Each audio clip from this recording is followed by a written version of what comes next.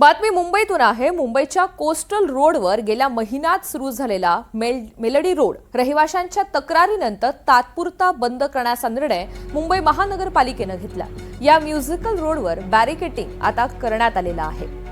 अनेक तक्रारी या सगळ्या संदर्भात दाखल करण्यात आलेल्या होत्या आणि याच तक्रारीनंतर तात्पुरत्या स्वरूपात हा मार्ग बंद करण्याचा निर्णय मुंबई महानगरपालिकेने घेतलाय। या सगळ्या संदर्भात आढावा घेतलेला आहे आमच्या प्रतिनिधी जुई जाधव यांनी।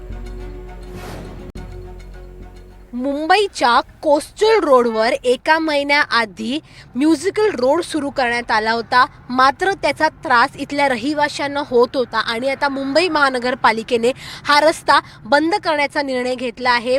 हा जो रोड आहे कोस्टल रोडवर तो एक म्युझिकल रोड आहे आणि आपण इथे पाहतोय की बॅरिकेडिंग मुंबई महानगरपालिकेतर्फे इथे लावण्यात आली आहे। या संपूर्ण कोस्टल रोडचा हा जो म्युझिकल रोड आहे त्याच्या आजूबाजूला इथले जे रहिवासी आहेत ते रहिवाशांना याच्या आवाजाचा त्रास होत होता।